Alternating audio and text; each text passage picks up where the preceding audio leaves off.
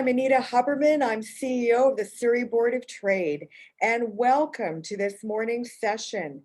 I wanted to acknowledge that we're on the unceded territory of our Coast Salish people, specifically the Kwantlen, Katzie, Semiahmoo, and Tsawwassen First Nations.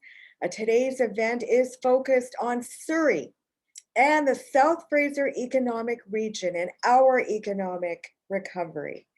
And what I'm going to ask all of the attendees to do after the presentations is, if you do have a question, raise your hand. So a little bit different from our typical large town halls with ministers, but you yourself are going to state your question. We're going to get through as many questions as possible, and then the speakers will respond in turn, focused on Surrey and the South Fraser economic region. I'm asking you to keep your questions very concise, like 20 seconds. Because I know so many people have so much to say and to comment on, and we want to ensure that both ministers understand the perspective, the gaps, the opportunities related to Surrey. Surrey is going to be the largest city in British Columbia very soon. We're still growing by 1,200, 1,400 people a month. And we have so many assets to be proud of and that are to come within our city.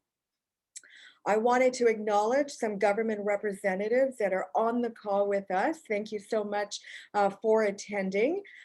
First of all, Taco Von Popta, MP for Langley Aldergrove.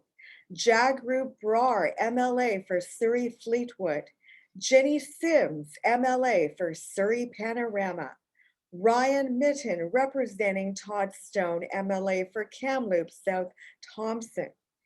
His Worship Henry Braun, the Mayor of the City of Abbotsford. His Worship Jack Froese, Mayor of Township of Langley. Her Worship Val Vandenbroek, from the Mayor of the City of Langley. City of Surrey Councillors Linda Annis and Stephen Pettigrew. And we also have with us the Consul General of Ireland in Vancouver, Frank Flood.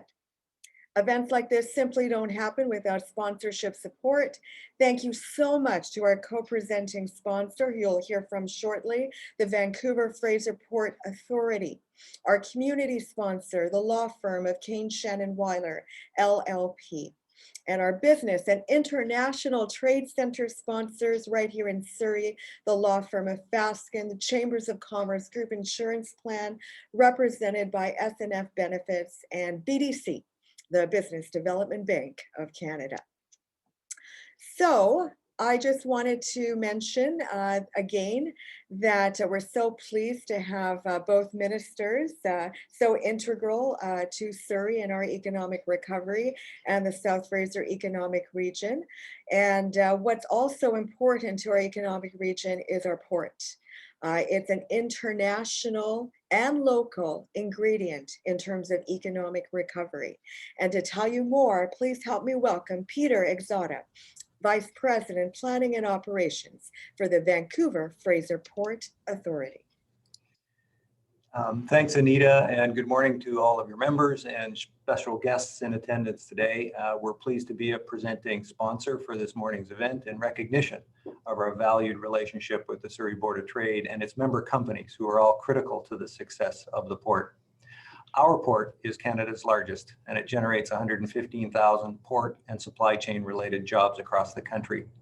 The Vancouver Fraser Port Authority has a mandate to ensure goods are moved safely, efficiently, and sustainably. And to achieve this, of course, we need to collaborate with many partners, stakeholders, and port communities. The diversity of cargo handled through the Port of Vancouver is one of its key strengths, and it allows the port to be resilient through periods of economic challenge, such as the period that we're going through right now. 2020 was a challenging year for all, including our shippers, with unprecedented volatility, but through that, there were high points, in particular in grain shipments and for containers. And it reaffirms the positive long-term outlook for trade and port activity in our region. Resilient supply chains are key to our competitiveness, and thus continued investment in port facilities and trade corridors is important to handle the growth ahead. To this end, We're leading more than $1 billion worth of infrastructure projects right now with supply chain and community partners to improve goods movement to the port while also reducing impacts on communities.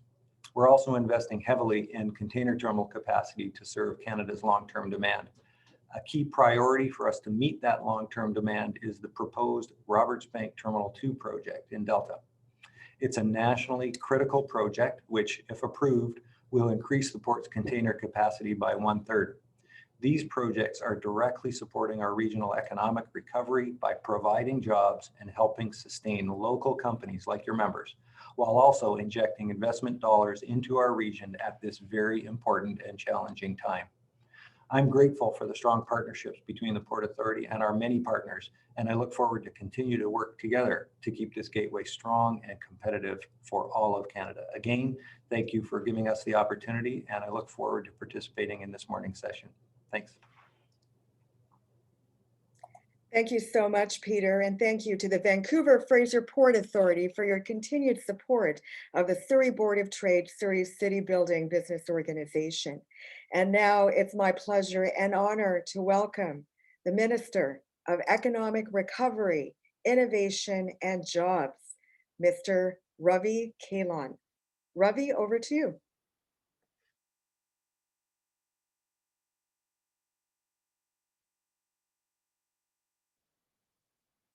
And as we're waiting for him to come on, just a reminder to start thinking about your questions and raise your hand and I'll get to you with your very succinct questions. So Ravi, over to you.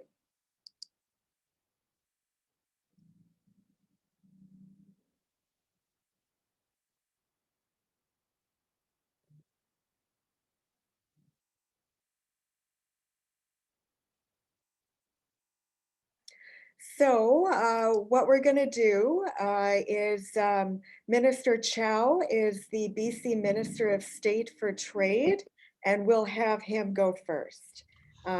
George, over to you. Yes, thank you.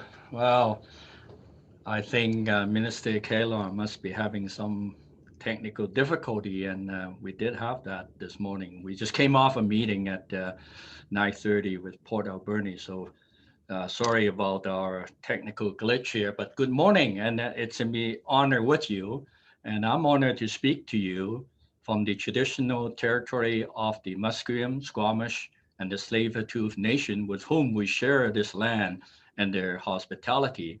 And thank you to Anita and the Surrey Board of Trade for organizing today's event, and greetings to the City of Island as well as their fellow MLAs.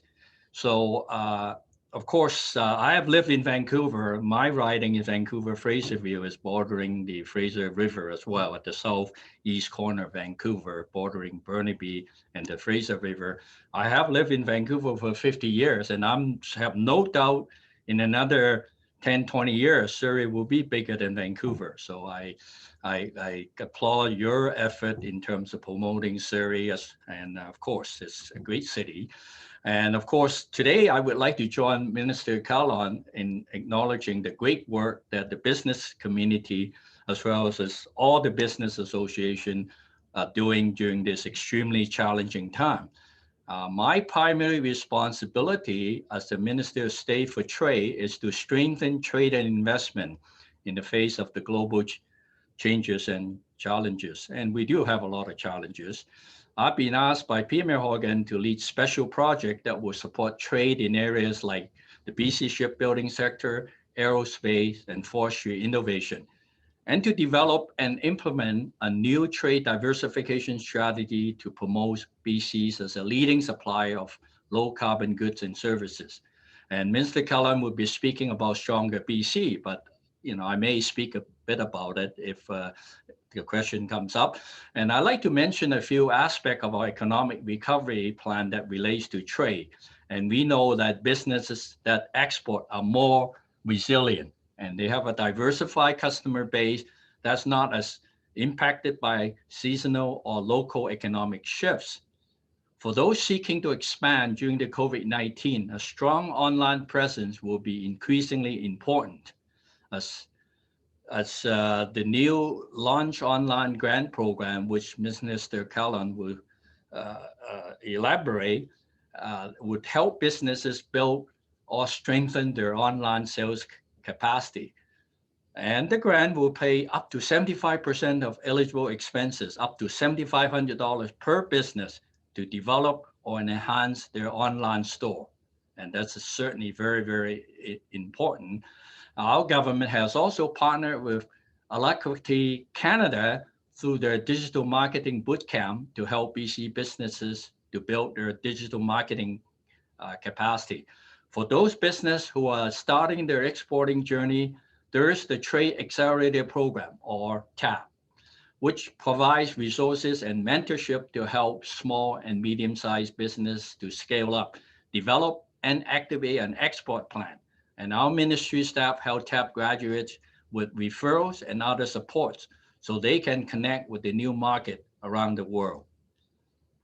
In terms of our trade and investment team, throughout the pandemic, our trade and investment teams have continued to facilitate virtual business-to-business meeting and stay connected to key contacts in all our markets. It's encouraging to see how much activity has continued to take place during this time. And ministry staff in BC and overseas have supported many Surrey-based companies, including Russell Brewing, Maple Organics, Nana's Kitchen, and others for introductions, business support, and in-market referrals. So we also facilitated foreign direct investment in Surrey, including Skydance Studios and the Wallaroo Technologies. Our staff offer regular webinars to help business owners understand opportunity with free trade agreement, including, of course, the European Agreement, CETA, the North American CUSMA Agreement, the Canada-Korea Free Trade Agreement, as well as the agreement that we have reached with Great Britain since it's left the European Union. And of course, the recent CPTPP, which is really the Trans-Pacific Trade Partnership that our federal government has signed on with 10 other nations. And whether it's the Pacific, New Zealand, Brazil, it's a great agreement that a lot of the business should get to know. And so I encourage to reach out to our staff. We do provide webinars on these free trade agreements that we have, particularly how it applies to BC. And as far as Clean BC, and I'd like to talk a little bit about how we're supporting BC exporters here at home. And what are we going to do to position BC for success in other markets? Business around the world are competing for trade and investment dollars. We recognize that British Columbia is a relatively small jurisdiction, and we depend on trade. In 2018, we began to use a new external brand that includes a small maple leaf to emphasize the concept of our province within Canada. And having staff now embedded in Canadian embassies, consulates, high commission, whether in Japan, China, South Korea, India, or Singapore, it's very, very important, and that will help us to take better advantage of our brand. We know that investors are increasingly applying environmental, social, and governance actually filters in their decision making about where they want to spend the investment dollars. And this is why, as Minister Kahlon will mention, we're positioning BC as a clean, quality supply of sustainable, innovative goods and services. Green BC is not only our domestic plan, but it's actually a plan to build a cleaner economy for people across the province, as well as in order to make our product more competitive because it comes from a cleaner source and greener source. So it's a way to boost our competitive in a crowded global marketplace. And we'll support export industry to develop a market-facing brand to show that purchasing from and investing in BC is a positive choice for the environment. This approach will not only support our strongest and most reliable export sectors such as forestry, mining, and agri-foods. It will also position for success BC's emerging and growth sectors such as LNG, clean tech, biotech, and agri-tech. And Surrey's innovation corridor will be a hub for many of these new export and investment opportunities. So in conclusion, we started this year with a strong economic foundation, and then the COVID pandemic struck. And we are doing all we can in order to smooth this out and get the COVID-19 under control. But we are continuing. It is something that we have to do, but it has not changed our strong fundamentals. And we supporting the trade and investment effort of BC businesses is a priority for our government, and of course for my portfolio, my mandate as well. So as we work to work a sustainable, inclusive, and innovative economic recovery here at home, I'll continue to work hard to open doors in Canada and around the world. For example, we actually have a committee for internal trade. That's certainly very important as well. And I didn't mention it in the free trade agreement that I just mentioned, but it is a very important committee to actually resolve trade issues within the provinces. So thank you for your time. And if you have any question, we're happy to answer your question along with Minister Kahlon. Thank you. Thank you so much, Minister Chow. We really appreciate it. And let's see if Minister Kahlon is with us now. Minister Kahlon?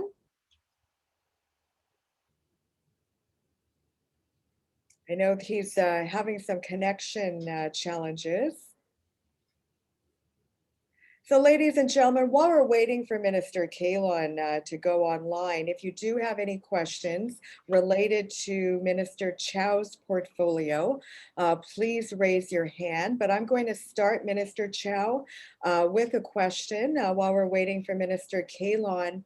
Is, Surrey, we have an international trade center here at the Surrey Board of Trade. And what I wanted to ask you is, what are your plans for investing in trade enabling infrastructure in Surrey and the South Fraser economic region? We have so many businesses moving into our region. We simply can't just go to Vancouver, even if it's online, for those services. And maybe we'll just have you answer that question after Minister Kahlon speaks. And here he is. Yeah, that would be great. I'm saved by Minister Kahlon for that question. Good. Sorry. So sorry, Anita, for the little bit of a technical glitch there. But good morning anyways. Nice to see you. It's an honor and pleasure to be with all of you. I want to extend greetings from Premier John Horgan.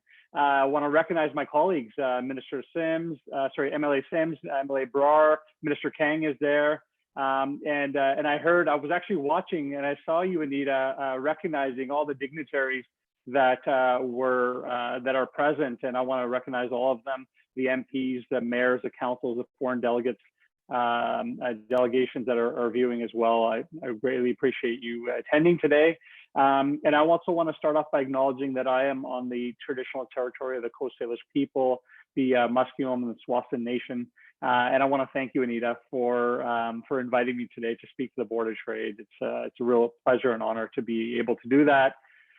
So since becoming minister, I've made it a priority to engage with business owners and industry organizations. And your input is vitally important. I often say that government doesn't have a monopoly on good ideas. The best programs and policies are created through collaboration. And I want you to all know that we are listening. The province is committed to working on our economic recovery with you. So that means including industry partners and all levels of government. I really appreciate the opportunity to learn from one another, and I look forward to the rich conversation that we'll have over the next hour. British Columbia entered this pandemic as an economic leader in Canada. We've had low unemployment, very strong job growth. The second wave, though, has been a bit of a struggle. But the good news is we're making progress. Since the economic low point last April, BC has seen 9 consecutive months of job growth. We know, though, there's still significant challenges for many sectors where the pandemic continues to interfere with operations, particularly for those that are in hospitality, in tourism, and the personal service sectors. At nearly 25% of construction, 25% construction makes up the largest segment of business in Surrey. we're one of the few provinces to safely keep construction going throughout the pandemic. And that has been a good thing for Surrey and for other parts of the province, and certainly something I hear about when I speak to my colleagues from other provinces across the country. We know, though, that the hardships are not evenly distributed, whether it's personal services or accommodation, transportation, restaurants and banquet halls. It's been particularly hard on some sectors. Some businesses in these sectors won't be able to return to full capacity until we're through this crisis. We know people of color, Indigenous people, women, young people continue to be more vulnerable to lost hours, to lost revenue, and to higher unemployment. There's a saying that we're all in the same storm, but we're all in different boats. And that is so true. Some of us are weathering the storm better than others. That's why we're working on and continuing to work on building an inclusive economy that does not leave people behind. My ministry, the Ministry of Jobs, Economic Recovery and Innovation, has a very broad mandate. We have a very dedicated team of public servants who are working on programs for small businesses, for the tech sector, manufacturing. We've got shipbuilding, aerospace, aviation, and one of my favorite topics, which is mass timber. We also cover export development, strategic investment, and trade agreements. The common thread that runs through all these files is our approach to economic recovery. Our approach to economic recovery has been guided by three key pillars: innovation, sustainability, and inclusiveness. Innovation, because this pandemic has accelerated the pace of change and the innovation needed to adapt. Things we expected to happen 5 to maybe 7 years from now are happening now, and that pace is not about to slow down. The way we work, study, shop, the way we communicate, as we're doing today, are all changing rapidly, forcing businesses and government to innovate to keep up. But we're here to support efforts in that innovation process, as well as pivoting to whatever this new normal will look like. Secondly, sustainability, because we cannot ignore climate change. As all of you know, BC is a world leader in clean, renewable energy. We are also responsible, low carbon producer of natural resources and manufactured goods. And we're working to make sustainability a larger part of BC's brand and our global competitive advantage. I know Minister Chow spoke just a little while ago, and he'll also be highlighting a few more programs later today, but I really appreciate all the work he's doing on these files with me. Thirdly is inclusiveness, and you know, I take my hat off to Anita and the Surrey Board of Trade for being champion on many of these issues. But inclusiveness is critically important. When we're committed to ensuring inclusiveness is a lens that we use in our economic recovery. And this means improving childcare so more women can return to the workforce, expanding our workforce. This means taking steps we need on reconciliation. We owe it to the people on whose territories that we live and work on to make meaningful progress. This means helping underrepresented people gain skills and experiences necessary to get good jobs, whether that's in tech, in healthcare, or in construction. We need Indigenous and Black and people of color to be represented at our boardrooms at important conversations so that we as a society can move forward. We know all of this, removing these barriers will ensure that talent and skill can rise up and make our economy as productive as possible. Stronger BC, which is one of our key economic recovery plans, has $1.5 billion of economic recovery dollars, which is created to focus on innovation, sustainability, and inclusiveness. The plan will fortify BC's healthcare system and expand critical public services.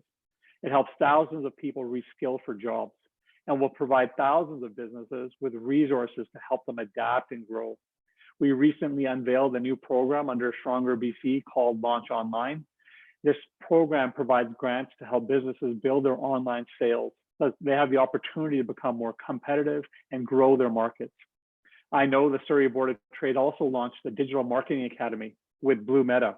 This will also help businesses transition to online operations. Recovery is a collective effort, and these are all important ways for small businesses at this critical time.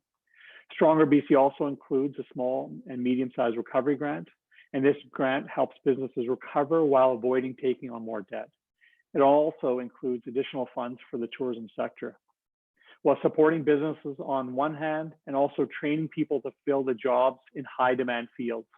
For example, this month, our government delivered a community employer partnership funding so that ACE Trades in Technical Institute in Surrey can deliver more certification courses in millwrighting and welding, as well as funding for Options Community Service to connect immigrants to careers and family supporting jobs. And I'll just say in closing, Anita, because we're going to have a bit of a Q&A, which is COVID-19 has tested us all. Not all businesses and communities are struggling, but those that are struggling need our supports. And we're prepared to invest in people, invest in businesses to restore that economic growth. While there's so much work that needs to be done, I'm confident we'll continue to make progress together. And I'm grateful for the partnership from Anita and the Surrey Board of Trade and your members and the ongoing commitment to economic development. And I've said this to every organization that I speak to, but this Team BC approach that we've taken during the pandemic is the same approach we need to ensure that we have a very strong economic recovery, and BC will lead the country in economic recovery as we come out. And with that, I say thank you, Anita. Sorry about the hiccups, and I look forward to the questions that your members may have. Thank you. Thank you so much, Minister Kahlon. And Minister Chow, if you can turn your camera on. And let's go to the first question related to international trade in Surrey and the South Fraser Economic Region, extending all the way to Abbotsford and beyond, because Surrey, as you know, has the greatest number of manufacturers. We need trade enabling services, trade enabling infrastructure, especially for our ports, to really capitalize on those free trade agreements. And certainly our Surrey International Trade Center is a key ingredient in all of that. Tell me about your perspective and investments in Surrey and the South Fraser region. So Minister Chow, we'll go to you first, and then Minister Kahlon. Yes, of course, increasing, the physical infrastructure is very important in terms of helping trade. Particularly with the U.S., for example, we are now through the ministry of Minister Rob Fleming on the Transportation and Infrastructure Ministry, will be improving the access to the new access to the border agency container inspection facility. And then also better access to the Nordale commercial vehicle inspection. So those will actually reduce delay across the border, and it just be better for the truckers, for the company, as well as for the environment. And of course, we are also making an improvement to the access to the Nordale connector and also the Highway 17. So all those infrastructure are very important in terms of helping business to do the trading a lot better. But in terms of helping the exporters, we do have our Export Navigator program, which is right now, it's really for businesses outside of the Lower Mainland, but we are looking into trying to do this in the Lower Mainland here as well, for example, in Surrey. And in Vancouver, we have the TAP program I mentioned, which was a partnership between the Greater Vancouver Board of Trade and also our ministry. And it will be a self-sustaining program. And this is a very good program. And of course, any business I would invite them to get onto our webinar to talk about the different free trade agreement that we have between BC and the various countries, and also talk about interprovincial trade as well. So we welcome your input on that. And I'm sure Ms. Kahlon has some additional comments that you want to make. Yeah, no, I think Anita has done a very strong job advocating for the region. And I know that you had Minister Fleming on yesterday, and he spoke about some of the priorities that we have. And that means including SkyTrain, extending SkyTrain out to Langley, of course, working with our federal counterparts to ensure that the funding is announced soon regarding the crossing at Massey, and a whole host of other initiatives. We've got obviously the additional lane on Alex Fraser, which has been fantastic. We've got a lot of work happening in my community to alleviate congestion points. And that's just on the infrastructure alone, but we see lots of opportunities. We know, we've heard Anita talk to us many times about the opportunities about expanding both providing export opportunities for businesses within Surrey to international markets, but also finding ways to find investment dollars come to the region, because we have so much opportunity south of the Fraser. And maybe I'm biased because I live south of the Fraser, but I think everyone would agree that we've got so many innovative companies. We've got huge opportunities, which I know we'll elaborate on a little bit later. And so with the infrastructure and access to markets, I think it's a perfect recipe for the ingredients for we need for the strong economic recovery. And Minister Chow is working on this, and so am I. So look forward to continuing to make progress on this. So over to the audience for your questions. Remember to keep your questions very concise so we can get through many of them and who you're directing your question to. And I ask you to be respectful of our guests as well this morning. So Jeff Champion, you are up next. Hi, I actually don't have any questions, but I'm really enjoying the conversation, and I'll turn it back over. Thank you. Thank you so much, Jeff. Sean Coakley, you are next. Hi there. I wrote my question in the text and then got busy doing work, but I actually had a question for Minister Kahlon. Specifically, what is the BC provincial government doing to, I guess, foster innovation, especially with respect to research and development and capital expenditures within the corporate or business sector? I'm primarily interested in this for obviously this region, but obviously British Columbia in general is an interesting question as well. Yeah, thanks, Sean. Thanks for the question. It's a great question. As I said, innovation is going to be critical on part of our economic recovery. One of the initiatives we're going to be announcing very soon, I guess I'm getting a little ahead of the announcement, but I'll just share that we'll be launching a strategic investment fund here in BC. It'll be the first of its kind in Canada.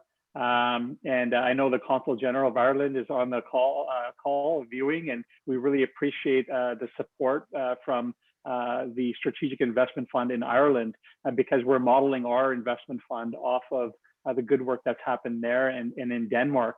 And in fact, Scotland just recently launched their investment bank, which is the same model that we're using. It'll be a triple bottom line. It'll be $500 million.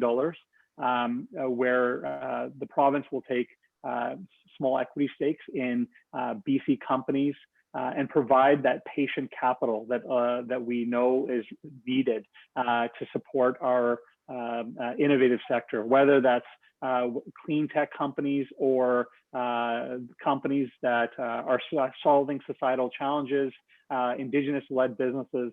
This will be the focus, and I know that capital is a big thing that's come up in our conversations, and I'm super excited to be able to launch that. And again, thanks to our friends in Ireland for their advice on how to structure that in the best way to ensure that we see public benefit as well as support our local homegrown BC companies. We're looking at launching an innovation strategy later in the fall. We're going to be starting a consultation process on that soon. I know that we've got tax credits available for research and development, working closely with Life Sciences Associates, Life Sciences BC, working closely with, obviously we have Innovate BC, which is doing lots of work on building partnerships and supporting our ecosystems throughout BC. Part of my mandate letter is to advance clusters, whether that's agri-tech, which I think there's huge opportunities in south of the Fraser, whether that's AI, AR, VR. I met recently with C-SPAN and members from the aerospace sectors, and they see the greatest opportunities in AR and VR. We already have the Quantum Algorithm Institute now in Surrey at SFU, which we're really proud of, and just met with D-Waves recently and talked about the great opportunities. So I think there's huge opportunities, but we are going to put an innovation strategy together. I really appreciated working with Naveed Bains when he was the minister for this file, and now Minister Champagne, and I have had brief conversations. We're looking forward to working collaboratively with them to advance, I think, a joint interest between Canada and BC when it comes to expanding the opportunities with innovation. But there's a whole host of opportunities, but I don't want to monopolize the entire time on this question, but looking forward to being able to roll some of those things out in the fall. So I think what we're going to do, ministers, is if you can take some notes down and listen to the following questions and then respond at the end to those. And then, of course, we'll have a chance to follow up with the specific attendees afterwards. I just want to make sure you hear from our guests. So Katarina, you are next from the Abbotsford Chamber of Commerce. Thank you so much, Anita, and for the opportunity here. Thank you, ministers. Katarina Abbotsford Chamber of Commerce. Minister Kahlon, you just answered, I think, some of my question. So I was going to speak to, the Fraser Valley region, of course. Agri-tech is a huge opportunity. We've got a $5 billion project that's been proposed with the Abbotsford Tech District, which you likely have heard of. We're really wanting to position the Fraser Valley as a Silicon Valley. And so that is something that, I know Anita is very much supportive of with the Surrey Board of Trade, as well as we are, of course, in Abbotsford. And so just wanted to hear a little bit more about how can we as a province work on attracting such investments and enabling a competitive environment, whether it's tax or otherwise. And one organization that came to my mind was Advantage BC. And how do these pieces all play together with the new trade strategy that the provincial government is looking at? And the final thing I'll say as well is, of course, Abbotsford is the largest agricultural producing region in Canada. So I wholeheartedly agree with you, Minister, about the opportunity that we have in the Fraser Valley in this area. Yeah, thank you. You want to get a couple questions? We're going to just go through five people, and then we'll go to you, ministers. Great. So thank you, Katarina. So Gaurav Sharma, you are next. Thank you so much, Anita. And I'm really thankful to Anita for bringing this forum in so that I can ask questions directly to the people who actually can make the impact. So I am the founder of ClassTrack.com, which is an ed tech company. We make learning management systems. So my question is that if I want to discuss, scaling up my company to a global scale, it's already in various countries so that we are providing our learning management system. However, in BC itself, there are many, many institutes which can take advantage of the affordable price that we have. How can the innovative sector, the government sector, help us in growing our business? Next is Robert Vahedi. Robert.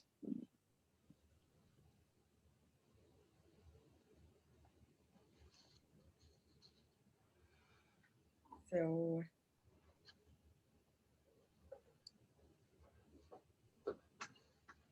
okay, we'll go to Carrie Jothan next then. Thank you, Anita, and thank you, ministers. Minister Kahlon, you talked about the impact of the pandemic on businesses in certain sectors in BC, and there's a tendency for us, of course, most importantly, to focus on the now, the present, and how to support them. But I just wondered what your perspective was for the longer term in terms of resilience of our economy and businesses, and long term in terms of businesses responding to other crises and perhaps future pandemics. What can your government do to support small businesses to build in the long term that resiliency? Thank you. Thank you, Carrie. Next is Frank Flood.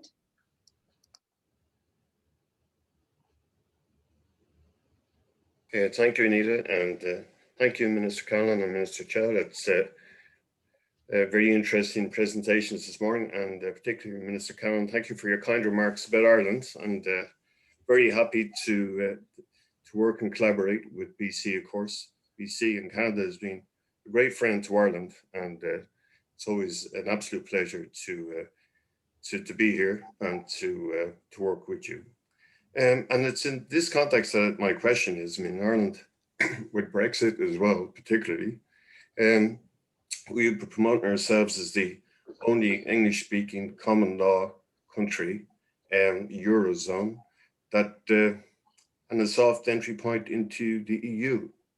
So, given the supply chain issues and the lessons that have been learned from the pandemic, do you think that promoting greater trade between BC and the EU is more of a priority now than it has been in the past, given the understandable geographical tendency for people to trade with their neighbours? Thank you. Thank you so much, Frank. Next is Ron Emerson.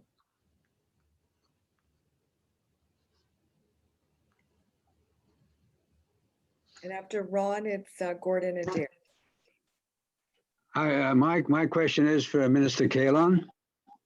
We're in the development of land for industrial uses, warehousing, manufacturing, etc. What does the province have there's a current critical shortage of industrial land throughout the Lower Mainland. Well, what is the province going to do in terms of addressing that shortage? We are losing companies to Alberta and back east. There's an absolute critic shortage. So that's my question. Thank you, Ron. Next is Gordon Adair, and then after that, Mark Taylor.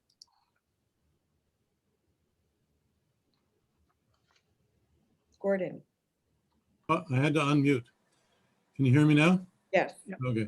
So my question was, is it important enough to try to get bigger ships up the South Fraser?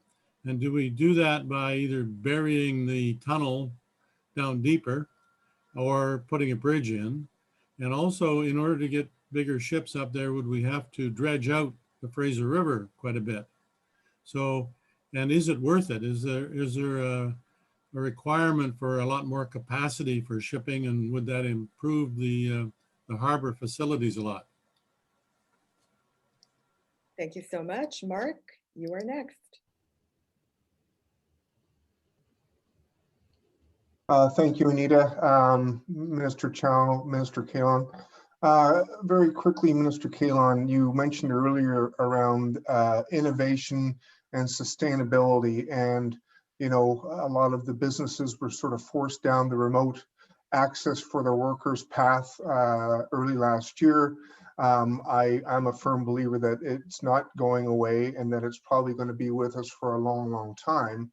And as it relates to sustainability, it was pretty apparent when it first kicked in, the reduction in pollution and the reduction in the use of transit required by many employees was significant. And my thoughts are, or my question is there a long-term plan around supporting businesses who need and may be able to promote the ongoing use of remote access for their employees, and the reduction in the sustainability of our climate change and transportation costs and all those other types of things that are associated with it? So that's sort of my question / comment. Thank you. So Minister Kahlon, over to you. Great, Anita, thank you. I tried to note as many of the questions I could on a small piece of paper, more questions than I was expecting, so I'll do my best. Katerina, on agritech, yeah, I've seen the proposals coming in Abbotsford. MLA Pam Alexis is a huge champion for agritech in the region, and I know Mayor Braun as well sees the opportunities for not only for Abbotsford, but for the region as well. And we're going to continue to explore that. I know there's a lot of academic partners as well that are looking at what does the education requirements look like and where are the opportunities from academia to participate in advancing agritech. We have so much competitive advantage when it comes to agritech here. Some of the companies that are looking at vertical growing, for example, require lots of energy. And so the debate often happens about, is it really environmentally friendly if you're using this much energy? But that debate is happening in Europe. It's not happening here because we have clean energy here. And so that gives us an advantage to advance this. And there's a whole host of companies that have reached out wanting to explore that. And so more to come. And I'm certainly aware of that proposal that you've got going in Abbotsford. To Gaurav's question, Mr. Sharma's question around scale up in education, I didn't fully understand the company that you're going through, just because my earpiece was a little bit disconnected for a second there. But what I would say is that I'm happy to talk to you, or my staff can reach out to you one-on-one. So maybe if Anita can connect my team with yours, and we can find out where the opportunities may be for your company to scale up. Carrie, your question was more about where are we going in the long run. And so part of the discussion we're having with our economic recovery and the importance of innovation is not where our economy will be 1 year from now, but where will it be 10, 20 years from now? I think it's important for us to start thinking about that. Every time I mention economic recovery, I get this big pushback from the public, which is, it's too soon. We're still in the pandemic. Which is fair enough, because we are still in the pandemic, and the vaccines can't come fast enough. But that being said, we have to start thinking about what that tomorrow looks like, and we're having those conversations at various tables, and we're going to scale that up as over the coming months to start really engaging and say, what does innovation look like, and not just focuses on one specific piece, but our economy as a whole. What does it look like for the mining sector? What does it look like for forestry sector? Everyone sees themselves reflected in an innovation and sees the opportunities in increasing productivity along the way. And so those conversations we'll certainly be having, and I think it's critically important. So that was Carrie's question. Oh, and the other piece, Carrie, I'll mention is that we have launched, as I said in my opening remarks, Launch Online, which is .ca for anyone that has a small business that's looking to create online presence or set up their e-commerce. It's a fantastic program, and there was some commentary whether this program was required or not, and we have seen a huge uptake within 2 weeks. The program has exceeded what our expectations were over the entire couple months of the program, and so I continue to encourage businesses to take advantage of that, even if a business has some presence already online in e-commerce.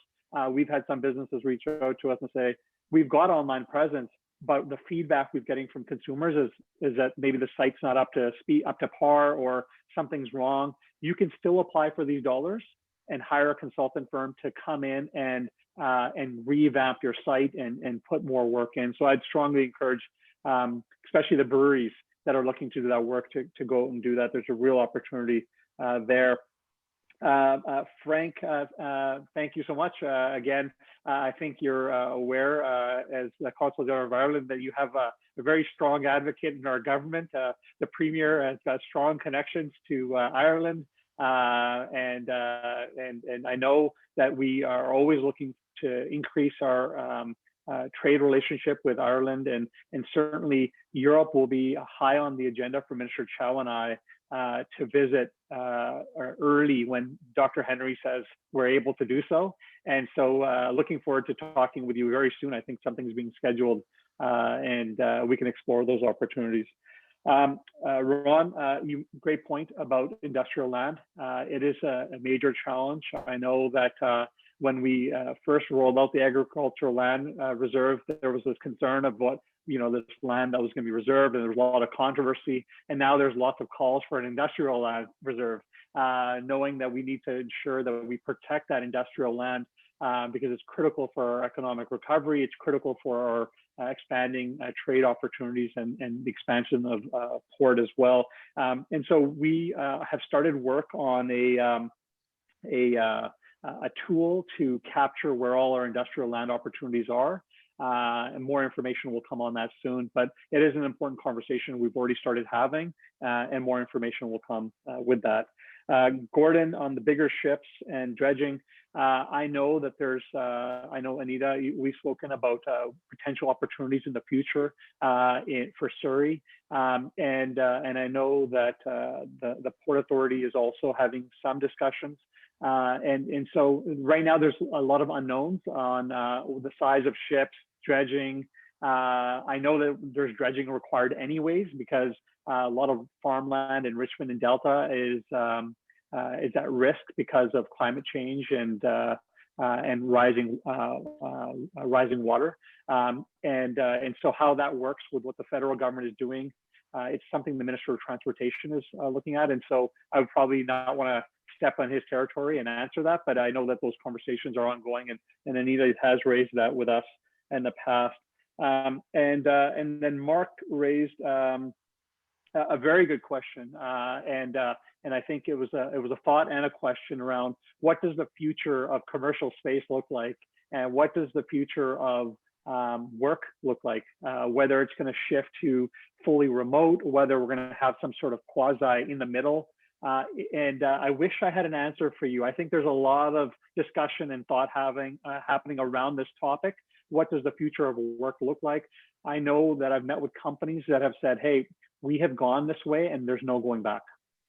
It's worked. It's worked for us. We're seeing increased productivity. I know my staff love it, because normally we have 7 meetings in a day because I get the chance to walk between meetings. And now I'm doing 13 a day because I can just click from one to another. And so, it's really changed the way we're doing business. And there's some businesses that are saying, well, maybe it'll be a quasi, because there's employers with employees that have more single employees are finding they really want that connection. They really want to be able to come to a workplace and connect with one another. And certainly some of the innovative tech companies want to create that environment where people are together, because that's where the best ideas formulate. So I'm not sure where it's going to go, but we're certainly tracking and watching that conversation. If we see a trend continue, then certainly we'll look at supports to support that. But it's a little bit early for us to presuppose that. I think I got as many of those, Anita, as I could. I talked as fast as I could, but I appreciate all the questions. Really great job. I know we're putting both of you on the spot in this unique format, but we wanted to ensure that you heard the voice of Surrey and the South Fraser Economic Region. I just, we have 6 more minutes left with you. So just 3 more concepts for you to respond to you by either of you. One of our members is a robotics manufacturer, wants to invest in a local manufacturing plant. What kind of support systems would that manufacturer have? And how is the BC government partnering with our health, with our tech sector? We have a vibrant tech sector and district within Surrey. So that's question number 1. Question number 2 is Surrey has the highest urban Indigenous population. What's the role of the Indigenous Business and Investment Council, and how are they interfacing with business organizations? And my third one is related to universities. How are you partnering with them in terms of economic recovery, not only locally, but for global partnerships as well, for example, with countries like India? So actually, Minister Chow, will begin with you for any comments that you have. Well, I think for the specific help from government, I'll leave it to Minister Kahlon.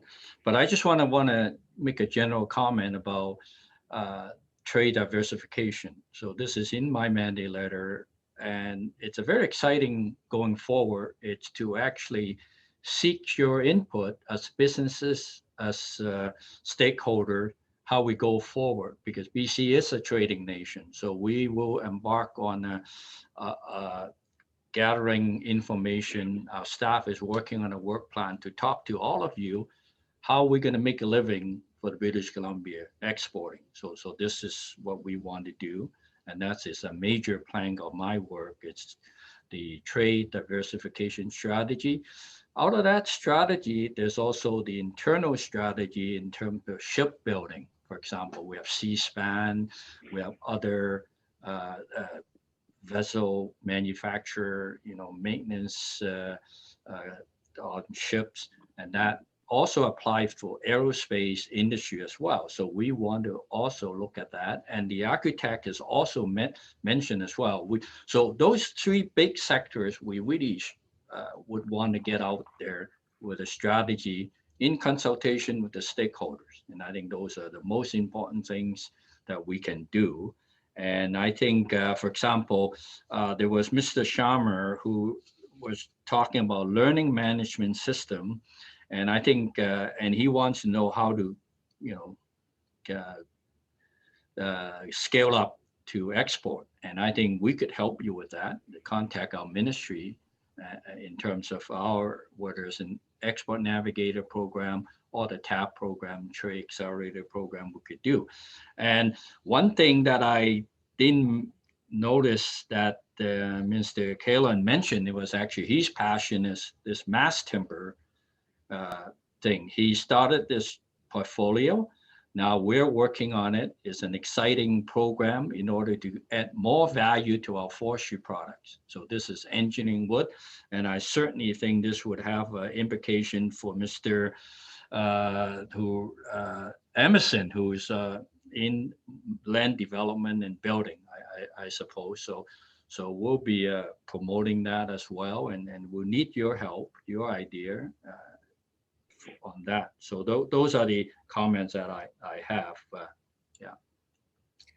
Minister Chow, I just wanted to interface before Minister Kahlon speaks, is that our International Trade Center right here in Surrey has a program called Export Spark, which is a specific ingredient for small businesses and medium-sized businesses to get into the game of international trade. We need more small businesses to get into the trading game. And even if they're just starting out or not even at that phase, that is the intermediary training that we provide here in Surrey. So Minister Kahlon, for you to close. Yeah, thank you, Anita. So I'll go off with the questions first. The question around manufacturing, huge opportunities, I think, for our manufacturing sector. And part of Stronger BC, we allocated $14 million to support manufacturers in scaling up, to pivoting, to finding new economic opportunities. And we'll be announcing that very soon, that intake for that. And so there's opportunities for many of your members and those that are connected to the manufacturing sector to be able to apply for that. I think it's going to be a huge opportunity for businesses to get access to some dollars to do that important work. And robotics, that robotics company, certainly I'm sure would be interested in seeing the opportunities there. The second piece you mentioned around Indigenous communities.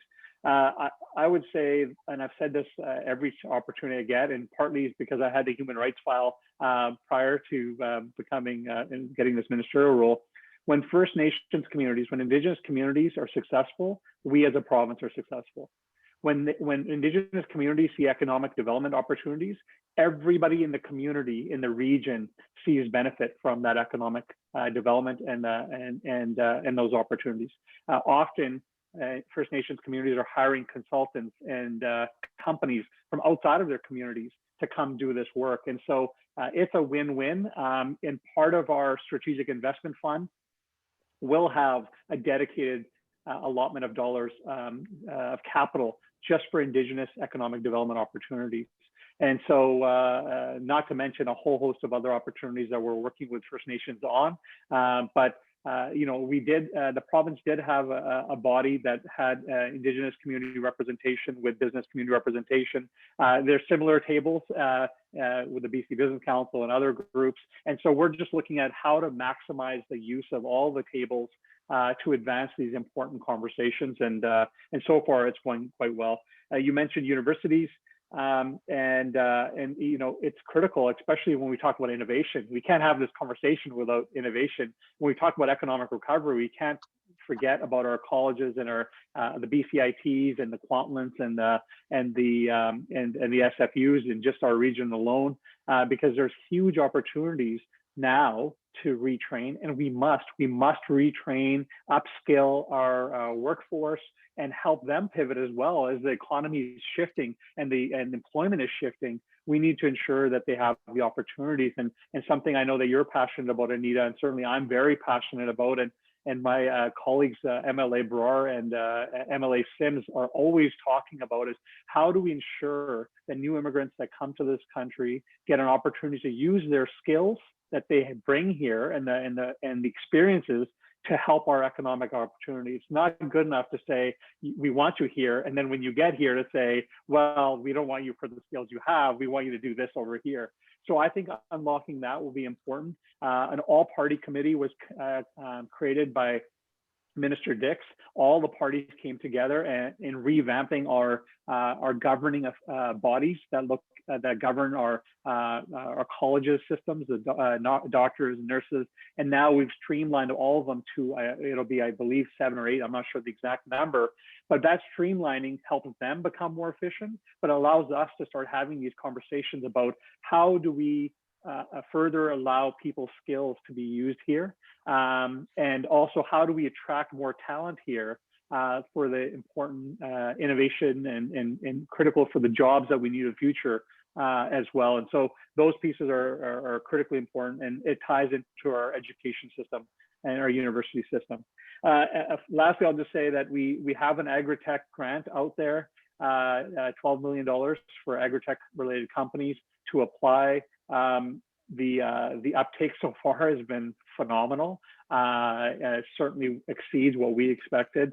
And Minister Chow mentioned mass timber, and I didn't get a chance to talk about it, but game-changing opportunity for the province. I strongly encourage anyone in the development community to consider it. This is not about getting rid of cement and concrete. A lot of these mass timber projects include concrete and steel in their design, but it's about addressing climate change. It's about using BC products to value add to our BC products. And it's about innovation. It's rethinking how we build and how we construct. Combine that with tech companies. We're seeing companies that are completely prefabricating their buildings off-site, bringing them up, building them up in half the time with less disruption to communities. And so we're very excited about that, and we'll be rolling out some initiatives with that. I know we're over time, but I just want to say, Anita, thank you for your invite and your advocacy at our COVID super committee, whether it's the Premier's committees. You know, there's huge opportunities ahead of us. And I know it's hard to say when we're in the middle of a pandemic. We're, you know, the same mentality we've used in the pandemic, which is let's all get to the table and figure this out, is the same mentality we need when we get out, because that's critical for a strong economic recovery to position us for 10, 20 years from now. And your advocacy is appreciated, and all your members' questions are appreciated. Looking forward to engaging with you further on this as time goes on. And Minister Kahlon, Minister Chow, thank you so much for being with us and listening to us. And we know that another 1.3 million people are moving into the metro region by 2050. Many of them will live, learn, work, and play in Surrey, in the South Fraser economic region. And thank you so much for investing in our region, and make it a great business day.